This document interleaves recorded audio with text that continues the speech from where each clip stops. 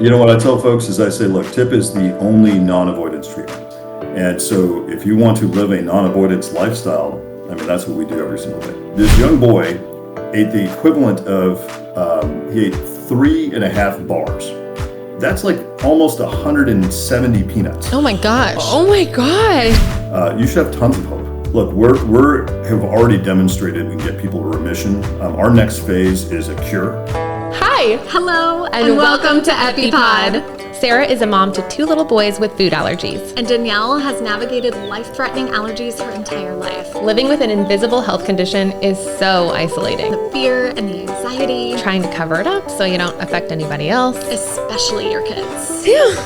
Sound familiar? Join us on the couch and take a load off with people who just get it. We're so glad you're here. Okay, we are back for part 2 of our question and answers with Dr. Randhawa, the founder of the Tolerance Induction Program at the Allergy Institute in Southern California. And I know we left you hanging last week, but we have so many more questions to get to. We're gonna hop right on in. I have a personal question. Do it. So, my son, Graham, it just reached milk freedom, the best day of my life, truly. Like, I hesitate to say that because I'm like, wait, the birth of my kids, like getting married. But like, you have to be an allergy person, parent, to understand like the relief to know that like my child is now safe, right? Around an allergen that is truly in everything. Like it controls our life, right? Also, you worked so hard. Like you've given so much time and emotion to this that like, it's not only the best day of your life, but it's, of course, you're so proud of it because you worked harder at that than you probably have at anything. True. Yes. Yeah. Yes. And just like giving your kid an allergen like you did every day, OIT, like it's so stressful to do that. But I also wasn't super stressed every single day because I do believe in the process. And I felt like, eating these foods that were biosimilar in the beginning before even getting to the allergic food made me feel like the body really was like primed and ready, Mm-hmm. So I do want to go into that a little bit in a minute, but what I was going to ask is, he's about 9 months, maybe, I'm hoping no more, away from graduation. And the last one we have is peanut. He's eating 8 peanuts a day right now, which is still amazing. I mean, reacted upon like dust particles before, right? And now he's eating 8 peanuts every day. 2 questions here. For peanuts specifically, and I got this in my DM, so I'm wanting to make sure I'm asking, why the high number? So when he graduates, I think he has to eat like what, 40 or 60 or something crazy, which sounds crazy to most people. No, just like to pass the challenge. I think it is though. I don't know. Everybody's plan is different. Okay. But it's a lot. To graduate, you have like a very large volume. So number 1, why is that? And number 2, talk about remission in general. Mm-hmm. I feel like a lot of people are worried that like, okay, my kid's going to reach remission at 7, say my kid at 7 years old. What happens then in 5 years? Like if we do everything right, everything you're telling us, we do it right. But then he goes through, what's the word I'm looking for? Maturity? What is that Puberty. word? Puberty. Like, oh my gosh, my brain works there. He goes through maturity. He gets mature. He grows. What happens then? And also what like reactions are you seeing in remission, if any? Sorry, that was a lot of questions all at once. Can you remember those? Sorry. I'm good. I think I got it. Okay. So maybe the first question first. Why do we need these large amounts of protein challenges? Like, what is the utility in that? Why do that? The answer is really going back to my experience in the adult space. Like again, I've had plenty of experience in adult food allergy. And when you look at kind of the amount of protein necessary to do 2 things. One is we have to clear a food, meaning like, hey, Graham might, want to eat or drink, half a glass of milk. He may want to drink a full glass of milk, but he may go somewhere and drink some crazy milkshake that has 4 times the amount of protein. We want to make sure he's fine across all levels of his diet. In the adult population, we had a pretty good idea of what that looked like based on their height and their weight and things of this nature. So I had to pull that data back and say, all right, what is a fair amount of challenge to clear foods and what's a fair amount of challenge to suppress this allergic response? That's really, really important. And then there's a third component. which is how do we then take a patient who's finished TIP and now in remission, and how do we get them to do this every 7 days, right? So now you eat this big, large amount of protein one day, you eat nothing the next 6, 7 days, and then on the 7th day, you go ahead and consume this large amount again.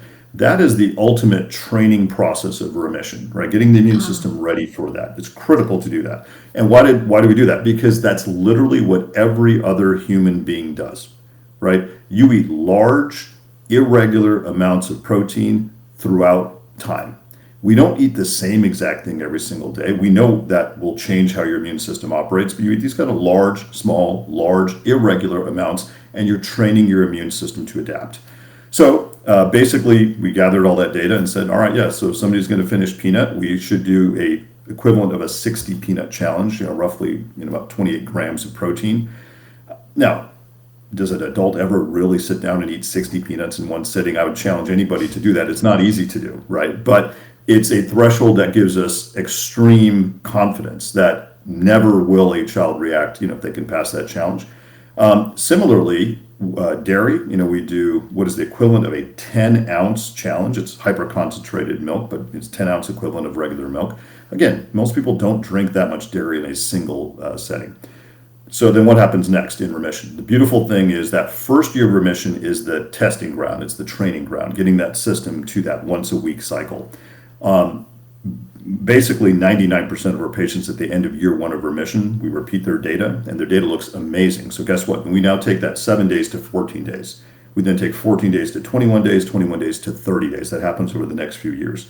So by the time Graham is 10, 11 years old, he's on a once-a-month round of this bolus of food proteins. The rest of the time, he's eating like a non-allergic person. And the great thing is, he will never remember being allergic. So he will eat like all his friends. He will go, he's on a sports team. He's going to go have pizza on Friday. Everything is just very much normal. Have we ever seen a reaction in remission? I want to qualify that statement. After year 1 of remission, so let's talk the first year out of it, after the first year, have we ever seen a reaction? We will get potentially one report of a reaction, every 2 to 3 years. And it's almost always something that is mild. I mean, I'm talking like, okay, there was a hive or something happened. And almost always it's related to the fact they stopped eating their food for many, many months, which is pretty crazy if you think about it. Like, how did you stop eating? And so it's always the same kind of culprit. Usually it's like walnut. It's like a particular nut that they just don't want to eat. They don't like the taste of it. So they just literally stop eating it for 3 or 4 or 5 months. And then mom figures it out, says, hey, go eat this cup of walnuts, and then they'll get a hive. And that's rare, right? The rest of everybody's cruising along into remission. Past 5 years of remission, zero, absolutely zero we've ever heard back from families saying there's a problem. So remember, we track our data for a very long time. And the last thing I'd say is the first year of remission. Like I said, is a testing and training ground. Again, vast majority of patients, well over 95%, will never have a single issue the first year of remission. 5% of folks will potentially see some very mild symptoms. I'm talking itchy tongue, something of that nature. And the key thing there is if they see it, let us know. We are here to support you indefinitely. So, as long as you're in our program, we're going to get you to the finish line. So I'd say folks should have extreme confidence, once they hit remission, that things are going to keep cruising along. And my last piece of advice for any parent, including yourself, is once you hit remission, please, please, please just change your lifestyle. Go eat at places that you've never eaten before. Bring foods into the pantry and into the refrigerator that you've never had before.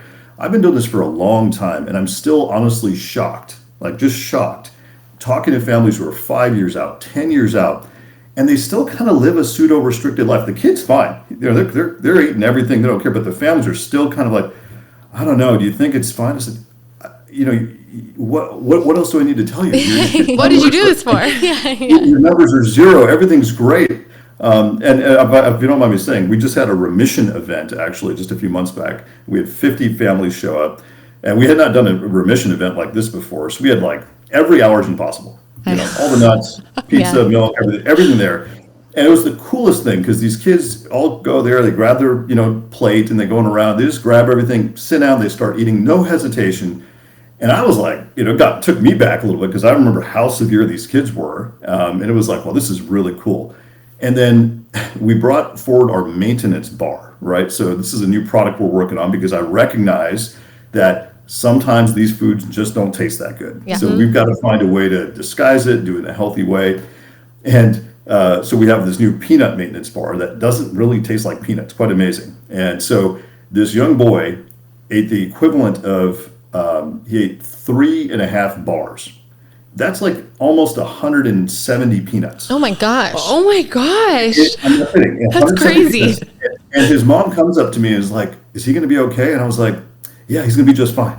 Yeah. I said, you've been in remission for 8 or 9 years. He's just fine. Which Wow. which again, I feel like brings us back to kind of what we started with, that like the difference in OIT and TIP, that like TIP is almost like reprogramming the immune system. Like it's totally changing it. It's not trying to trick it or like, make it. It's not a Band-Aid. Yes, it feels a little more. Again, I know you can't use the word cure in in that kind of permanent way, but it feels more permanent. Right. OIT felt like an everyday medicine with a lot of rules around it. Yeah. And TIP, okay, not using the word cure, but like it's almost like you had like a wound that you had to get sutured, and Yeah. it's not the same as it was, but like The scar is you're good. healed. You can Yeah. go run. You're fixed. You can go.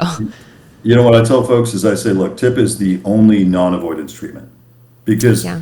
if you're on OIT, you're still in avoidance. If you're taking Xolair, you're still in avoidance. And so if you want to live a non-avoidance lifestyle, I mean, that's what we do every single day.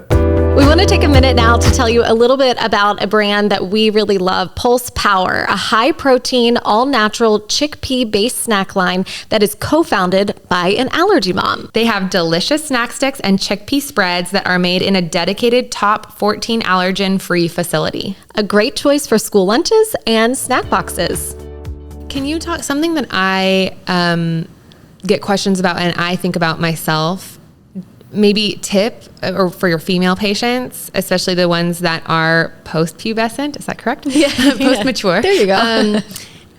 As well as just like the immune system in general. Something that I struggled with OIT, actually I didn't, but I was warned about it and it was always caused a lot of anxiety, is when a female is menstruating. Their immune system is a little wacky and it could make OIT a little bit more freaky deaky. A lot of these adults who write in, they're like, I think maybe it's because after my pregnancy, I now am anaphylactic to XYZ. So obviously it's like the immune system and the female body with hormones, with babies, with menstruating, like there's obviously something there. Can you talk about that in general, but also you're saying you have some patients, women in their 25 and under. So obviously that's a full grown woman. How do you all approach that at TIP, and any information about that in the immune system? That's an excellent question. So the beauty of doing this highly patient-specific form of treatment, right? I mean, it's about as fine-tuned as it gets. Mm-hmm. Everyone has literally their exact, kind of own microcosm of their system. We look at not just the data; we're actually looking at other factors. So, do you have autoimmune risk factors? Do you have, puberty, components that could be there? Do you have any other type of immune disorder? Like, the list can be quite long. Any lung problems, any skin problems. So we're looking at all those factors as the AI designs this type of therapeutic model. And I think with that, we've made extreme progress, right? So if you look at the last 5 years, we've had no significant cases where a progesterone type level of exposure, so this includes menstruation, includes pregnancy, has resulted in any significant symptom or significant stoppage of the program, and really just doesn't have very many symptoms. Another interesting thing is the use of NSAIDs, right? So, aspirin, not aspirin, not going to take that, but Motrin, ibuprofen, things of that nature. If you take too much of those medications, especially during, menstruation, and you then add on food proteins, that can also be a volatile cocktail that can be a problem. So I think this is why, again, I really believe that you have to respect the way the immune system operates. It's got huge levels of complexity. It takes data science to solve those problems. I don't think a single pill or a single approach will ever kind of solve the problem. And that's been reflective of the last 100 years of allergy-based treatment. You come in at these visits and you're testing, doing these challenges, and then exercising for 5 minutes. Talk a little bit about that, because I think that, in a lot of ways that is opposite of what, we hear exercise as a cofactor, right? Like, why are you trying to induce a reaction there in the clinic? Why are you trying to raise the heart rate and do those sort of tests? And how does that actually protect a patient in the future? Yeah, no, it's again a great question. So again, remember, I'm an ICU guy, so I'm going to look at things, I think through a different lens. We're looking at trying to solve this problem across multiple organ systems. So as patients come into the program, we also check their lung function. We're looking at other organ systems plus all the data. So there's kind of two trajectories going through TIP simultaneously. One is a data model, right? So all those gummies that you took, all the doses that you took, those are all forecasted, and we could literally forecast every single dose for the next couple of years from day one. And the interesting thing is, a lot of parents don't know this, but we're using that data and process to adjust those doses up or down based on what's going on the data. So if, say, for example, somebody has skipped a bunch of doses, adjustments will be made utilizing the analytics. And the parents don't even know. They're like, I just went to my next visit. But no, actually, all the adjustments were made for you. You're just not aware. You come back and get your annual blood draw. Further adjustments are made, and the parents are just not aware. Like, I'm just going to finish up my visits and things are going well. So it's a very nice kind of guardian angel model that's kind of following over the data to make sure things are fine. And then on the clinical side, we have to now make sure that all of this data is equal to what the clinical outcome should be. So that means you should be able to pass very predicted food challenges. And to us, passing a food challenge means that under the highest amount of stress, that your system is not going to react to this protein set. So what we do is we, as you mentioned, exercise patients. Now, if you're an older patient, we get you to really exercise hard. We will push, we're trying to get you up to 180 beats per minute. You're going to do it for about 8 to 10 minutes, and that's a critical element. Younger kids, we can only push them so far. Typically 5 to 7 minutes is good enough, but again, a very high heart rate.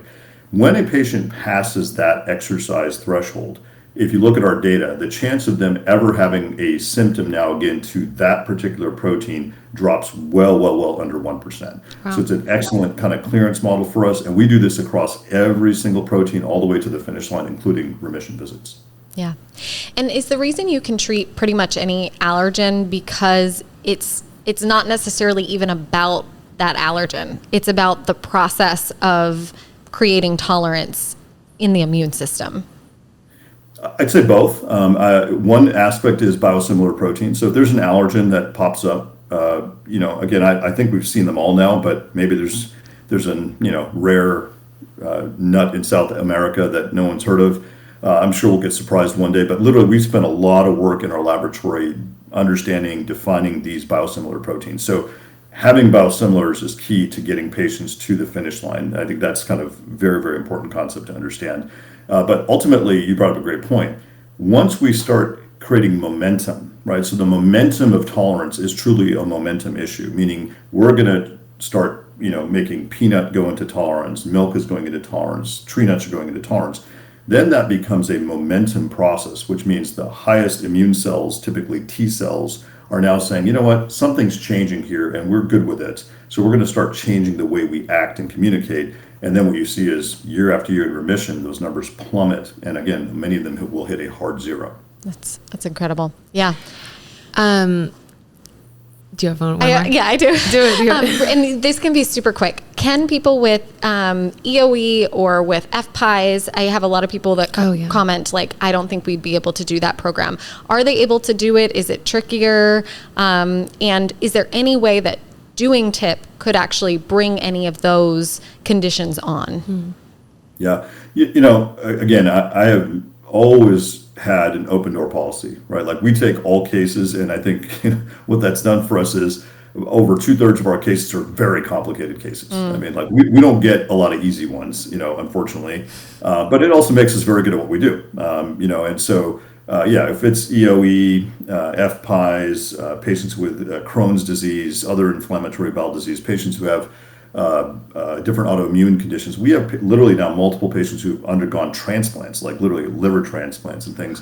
and now they're coming in for treatment. So we are experts in our space. We have a lot of other specialties represented within our organization as well. So we're going to be very careful and cautious. But yeah, I would say the only people that we don't treat are those who are not anaphylactic, right? So, we don't get hardly any of them anymore. Occasionally they would come in and they would test totally negative. Our data would say it's negative. We would turn them around and just say, go back and, talk to your local allergist and just, challenge your foods out. Yeah. Okay. Interesting.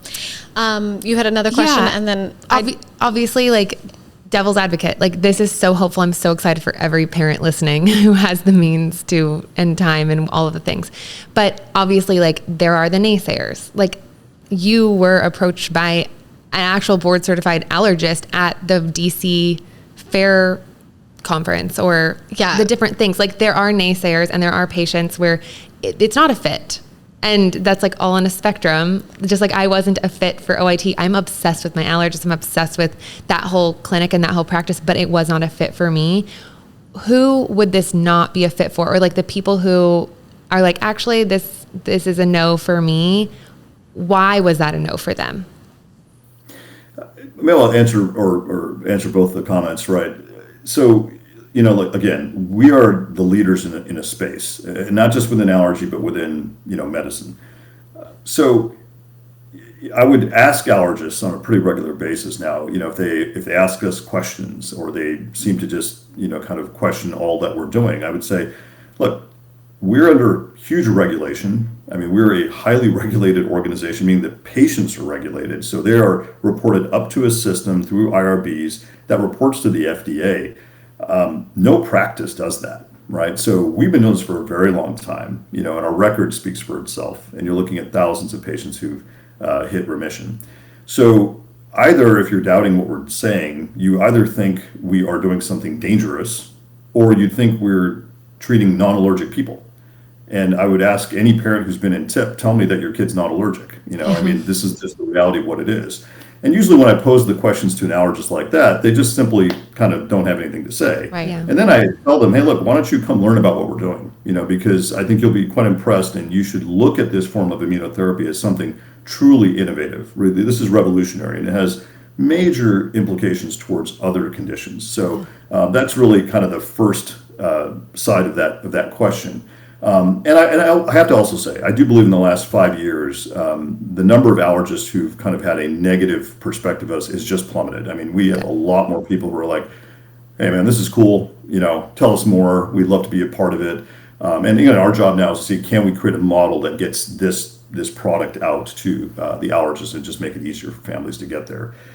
In regards to your question about who's not a good fit potentially, again, if they have anaphylaxis and we feel that they are safe, meaning from a mental health perspective, they're safe, then we will take any and all comers. We have no concerns about that.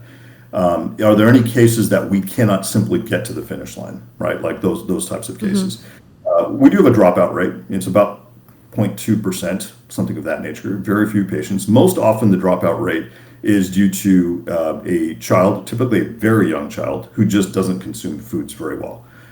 So, they're picky eaters. And the interesting thing there is we don't really drop them out. We kind of put them on a pause. We still call it a dropout, but we put them on a pause, check back with them in 6 months. They usually come right back and we're rolling again. Nice. The second most common cause is generally financial as far as travel. There's things happen. But you mentioned something about income and things of this nature. We've done demographic dives into our patient population.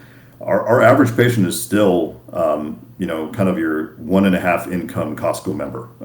They will fly, drive, whatever it takes, plan accordingly.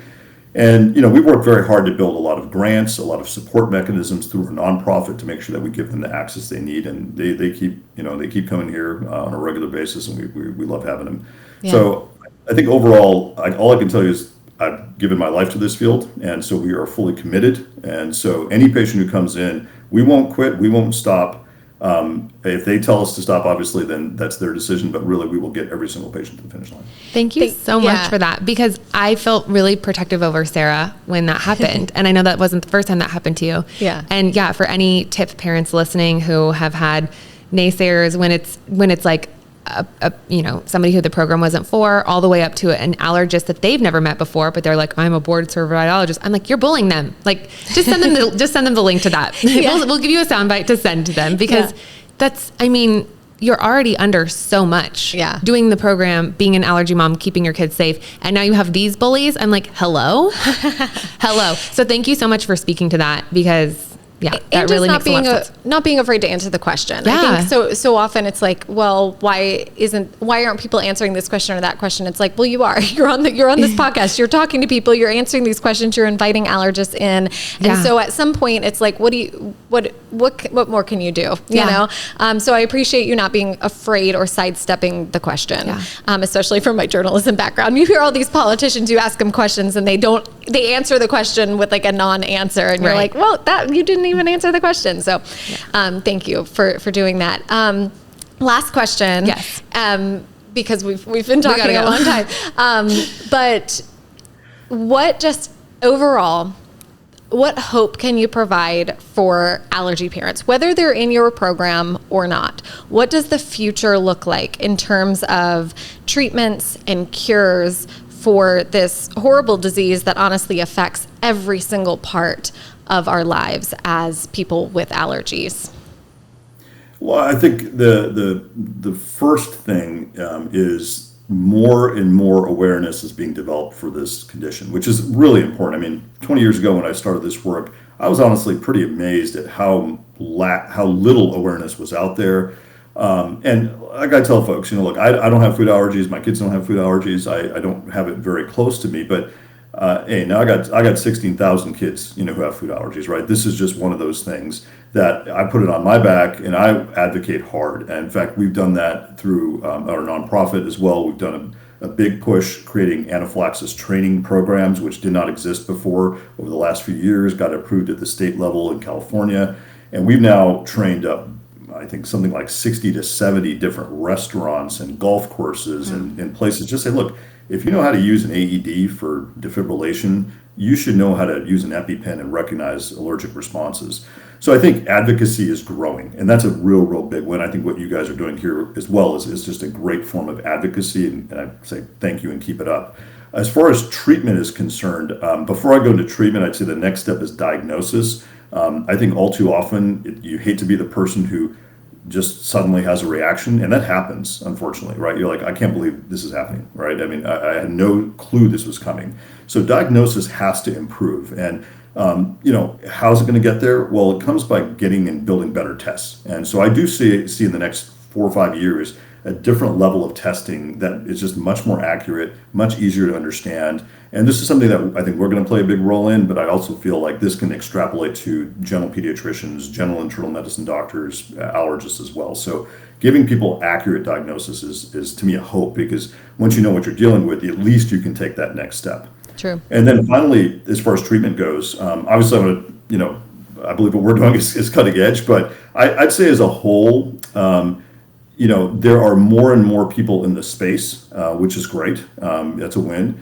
I think my main hope is individuals look at life science research and respect the complexity. So don't look for a single solution, a single pill. Let's move on past that. I believe we're kind of setting that tone, and I hope more will follow. And I'd say the last thing I'd say is you should have tons of hope. Look, we have already demonstrated we can get people to remission. Our next phase is a cure, and what a cure means to me is taking the EpiPen and never ever having to renew that prescription again. I mentioned this remission event I had. Again, 50 plus families there, and I asked to show of hands. Tell me how many of you guys are carrying EpiPens right now, and none of them raised their hands. Now, my God, we don't tell them to do that, right? But they are so just normal as far as kind of this non-allergic lifestyle. They don't do that. So we've done our work in our research laboratory, and it's showing us that an off switch is near, right? We can see it. We now just have to conduct the next set of trials and research to prove it. Fingers crossed, we might be able to do that in just a couple of years. And if we can start to demonstrate that, then man, you could take Graham and say, hey, you're in year 3 of remission. You hit the off switch. Thank you very much. You're done.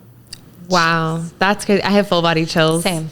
Yeah. As somebody who has lived this their entire life and who could say hope is as low as my anxiety is high, that really means a lot. So thank you. Yeah.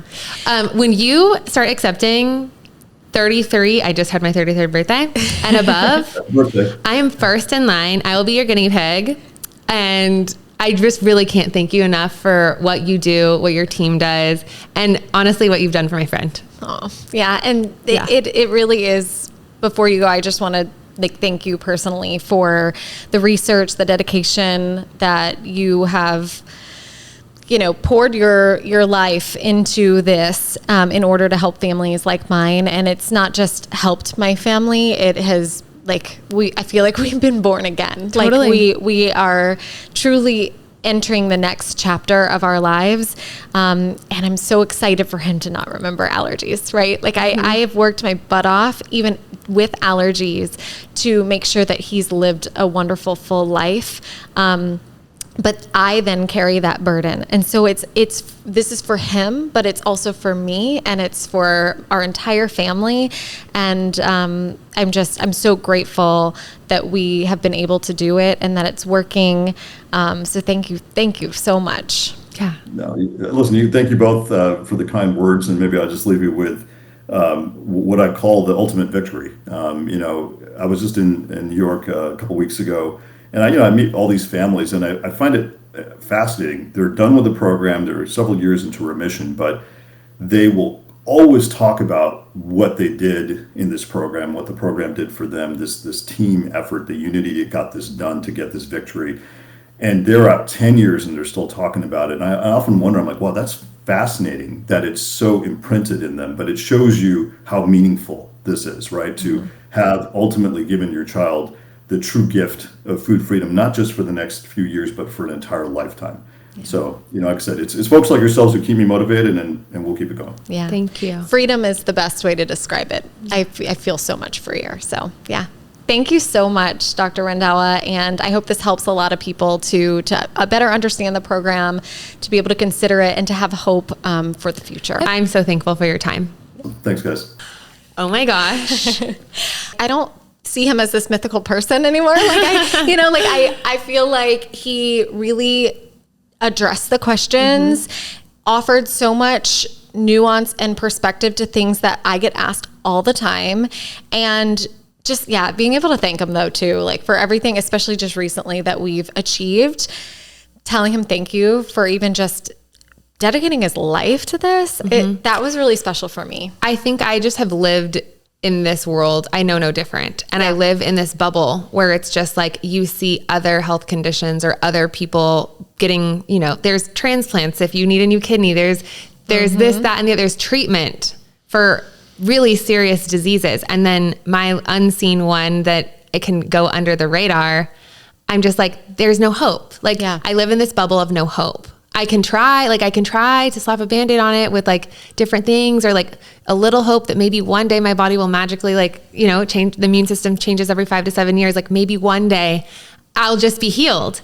But that's to hear that somebody has dedicated their life, like you said, that somebody is 20 years into doing this, that somebody is 20 years into the future. Yeah. Using AI for 20 years, using less than 1% error rates for 20 years. This is crazy. Yeah. So I think it's just a really good reality check for me to be just because you are still living, eating the same 10 things like you pointed out, I was holy cow, you're calling me out. But just because this is your reality doesn't mean it necessarily will always be your reality. Yeah. And I always think about if I have kids one day, what if this is their luck of the draw too?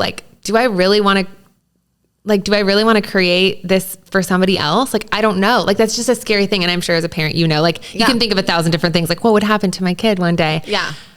But I think about it all the time. And just to know that help is on the way. And it's not just we're the future is, when we had the Zoller episode, he said in my professional lifetime. Yeah. Well, that he was a young guy. That could be 30, 40 years. This person has been, help is on the way 20 years ago. Yep. And that's so encouraging. Yeah. And I really think you kept bringing up the naysayers, and I'm glad, because I think because the program is something different. Like he said, it's not necessarily new.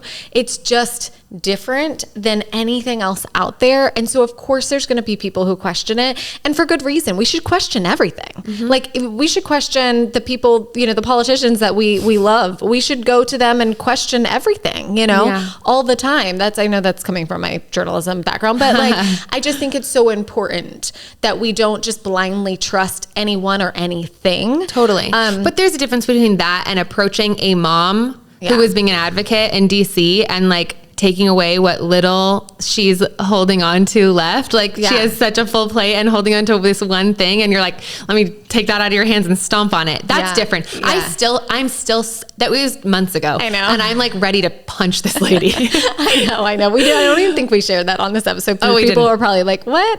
But yeah, I mean, just somebody basically, shitting on my like decision to do tip. Yeah, totally. And it's not the first time. And I know that other tip parents have experienced the same thing. Right. So anyway. I love that.